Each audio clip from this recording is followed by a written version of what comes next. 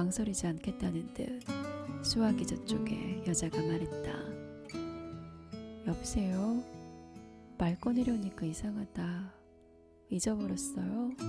나 은님이라고. 노은님. 여보세요? 듣고 있어. 그는 짧게 말을 내뱉고는 꿀꺽 침을 삼켰다. 그 소리가 너무 큰 것 같아서 그는 안 해도 될 밭은 기침을 두어 번 했다.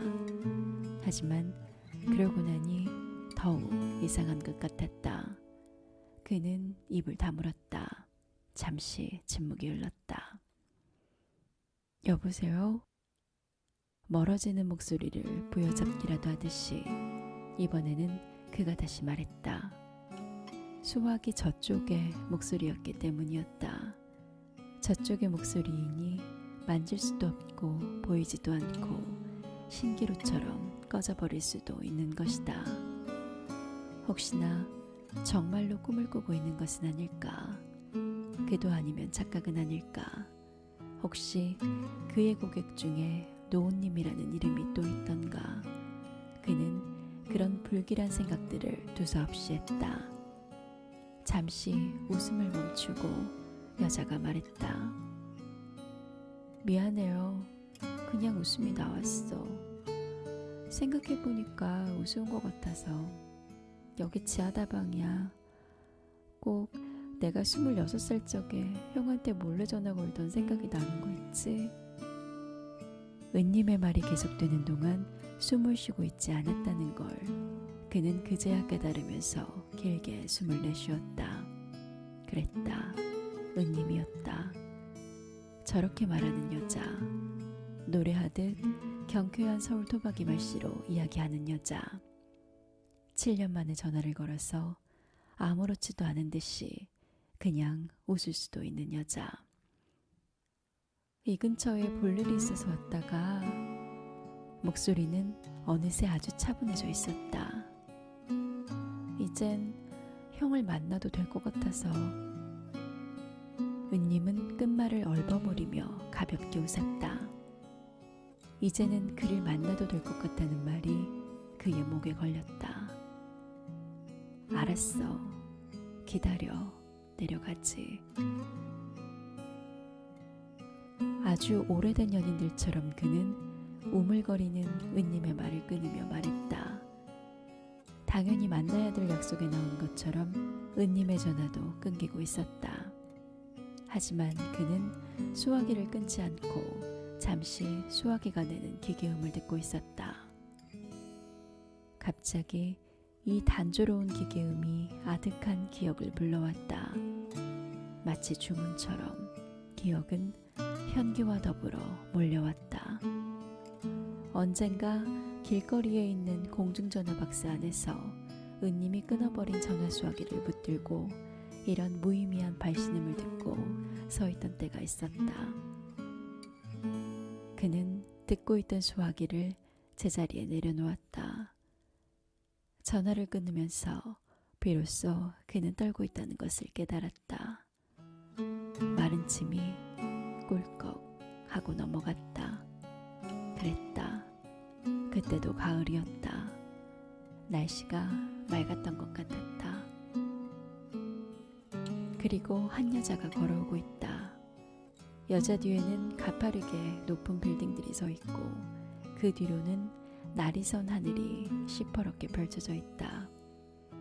그 하늘 아래 거리로 무거운 가방을 들고 그보다 더 무거운 결의를 담은 입술을 앙담은 여자가 걸어오고 있다. 여자는 다가와 맨 처음 그가 태어나려고 기를 쓰고 있는 그가 주머니에 찔러놓고 있는 가벼운 빈손을 보았고 이어 주위를 두리번거렸다. 그의 손에는 있어야 할 가방이 들려있지 않았던 거였다. 그쯤이면 많은 것을 알아차렸을 법도 하지만 여자는 믿으려 하지 않는 눈치였다. 짐은? 그녀는 무거운 가방을 내려놓지 않은 채 물었다. 우린 이래선 안 돼. 될 수 있는 대로 그녀와 눈을 마주치지 않으려고 일부러 호주머니에서 담배를 꺼내며 그는 천천히 말했다. 자신의 목소리가 억지가 아니라 이성적으로 들리기를 바랐기 때문일까. 목소리는 평소보다 아주 낮았다. 은님의 얼굴이 굳어졌다. 하지만 절대로 믿지 않겠다는 듯이 그녀는 굳어진 미간을 펴면서 웃으려고 애를 썼다. 말했어. 형이랑 창원으로 가겠다고. 거기서 다시 시작하겠다고. 건섭 씨한테도 그렇게 이야기했고. 은님은 재빠르게 말했다. 말할 틈을 놓치면 약속이 모두 무너져 버릴까봐 겁이 나는 그런 얼굴이었다. 명선배를 만났어, 어제. 이건 옳지 않아. 우린 용서받지 못해. 우리가 지금 이러고 있을 때가 아닌 거야. 옳지 않다는 말에 힘을 주면서 그는 얼른 말했다. 생각할 여유, 사이들, 빈틈들, 망설여지는 아주 짧은 순간의 강렬한 눈마주침들. 그는 그때 그런 것이 두려웠다. 은님도 사랑도 그런 빈틈을 헤집고 들어섰던 거였다.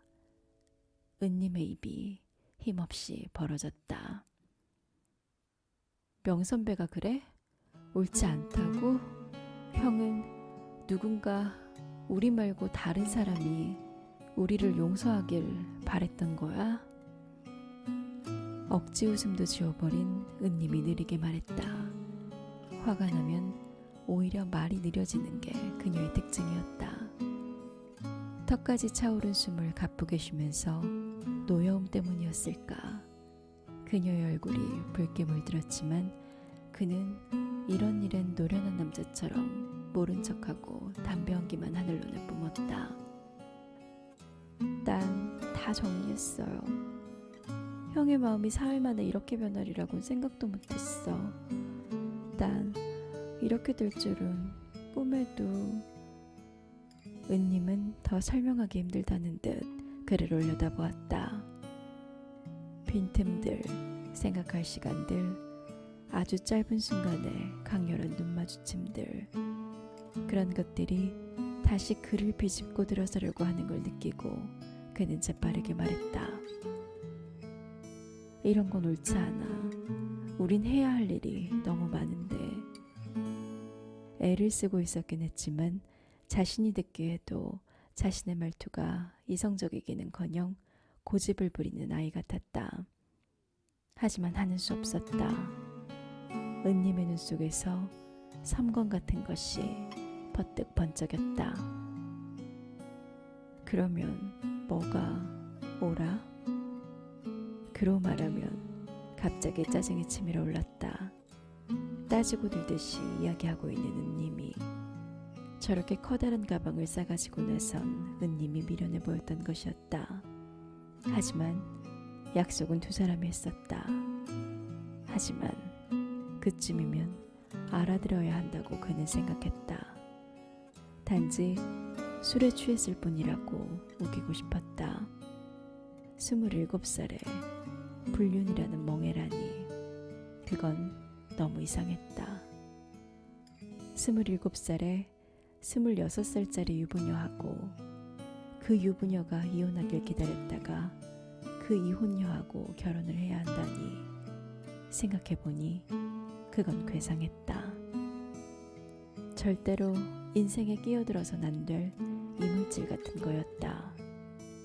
술에서 깨어났을 때 맨 처음 떠오른 것이 그거였다. 그래서 그는 생각했다.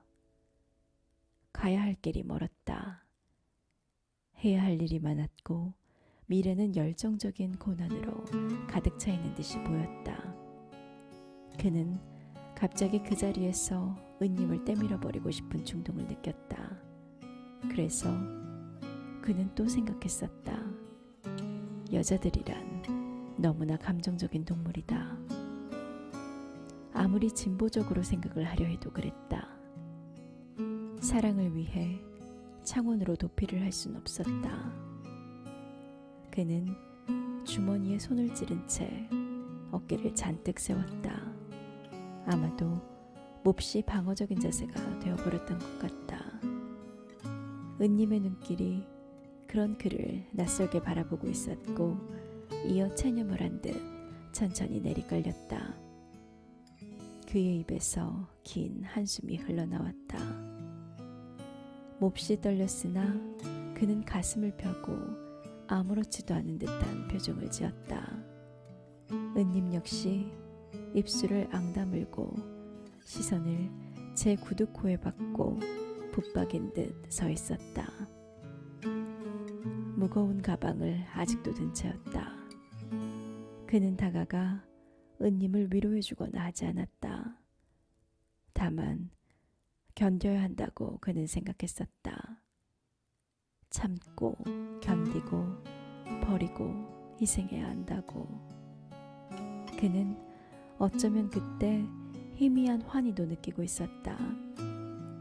그런 결정을 내린 자신이 대견하고 침착하고 믿을만하게 생각되었던 거였다. 이제 완전히 어른이 되었다는 사소한 애정 문제 따위는 인생에서 하등의 문제도 되지 않는 사내가 되었다는 자부심도 인정할 수 있었다. 나중에 다시 연락할게. 하지만 돌아섰을 때 그는 은님이 그 자리에 무너져 내려앉는 소리를 들었다. 그가 아직 돌아서기 전까지는 수치심에 얼굴이 파랗게 질린 채로 서 있다가 그가 돌아서자 그제야 무너져 내린 것이다. 그는 돌아보지 않고 걸었다. 하지만 동글고 긴 지하도 계단을 향하여 한 발 내려디뎠을 때 그는 갑자기 목구멍으로 치밀어 오르는 어떤 격정을 느꼈다. 참을 수 없는 웃음 같기도 하고 눈물 같기도 한, 혹은 그 두 가지가 뒤범벅된 혼돈이었는지도 모른다. 그는 자신도 모르게 신음소리를 뱉고 말았다. 그건 전혀 예상치 못한 일이었다. 설사 그가 침착했고 의젓했고 이성적이었다 해도, 그래서 다 큰 사내 같은 뿌듯함을 느꼈다고 해도, 그것은 순전히 은님이 불현듯 다가온 이별 앞에 굳어진 채였지만, 그래도 은님이 아직 자신의 앞에 서 있었기 때문이라는 걸 불현듯 깨달아 버렸던 것이었다. 북적거리지도 않는 지하도에서 그는 자꾸 사람과 어깨를 부딪혔다. 아무런 짐도 들지 않은 가벼운 몸이 자꾸만 통통 떠오르는 것 같았다. 붕붕 떠올라서 뒤통수에 내리꽂히고 있을 은림의 시선을 따라 뒷걸음질 치는 것 같았다. 그래서 그 계단은 참으로 길었다. 길을 건넌 그가 건너편 길에서 지하로 입구를 바라보았지만 사람들의 무리만 북적거렸을 뿐 누가 누구인지는 구분이 되지 않았다. 하지만 그는 알고 있었다. 은님은 아마도 거기서 오래 울고 있을 거라는 걸. 평소에는 잘 울지 않은 그녀가 입술을 앙다물고 덜덜 턱을 떨면 떨었지 남 앞에서 울지 않는 그녀가 그 사람들이 오가는 왁자한 내길거리에서 울고 있을 거라는 걸. 하지만 다시 돌아설 수는 없었다. 그리고 이제 다시 가을이었다. 7년 만에 결국 가을이 오고 불쑥 잊은 줄만 알았던 사람이 나타나기도 하는 것이다. 그는 창가에 선 채로 다시 담배를 하나 더 꺼내 물었다. 생각해보면 짧은 사랑이었다. 금지된 만남이었고, 그리고 무엇보다 아주 짧았던 만남이었다. 그랬기 때문에 상처는 더 깊고 날카로웠던 것일까. 그는 천천히 담배 연기를 코로 내뿜어 보았다. 이제 떨고 있진 않았지만 그는 마음 깊은 곳에서부터 사실은 솟아오르는 두려움을 감지하고 있었다. 지난 7년간 그녀를 그리고 그날을 한 번도 잊은 적이 없었던 사실을, 마치 전화를 받는 순간 그것이 그녀의 목소리라는 걸 아직도 잊지 않고 있는 자신을 발견한 것처럼, 그렇게 지금 막 그는 깨달았던 것이다.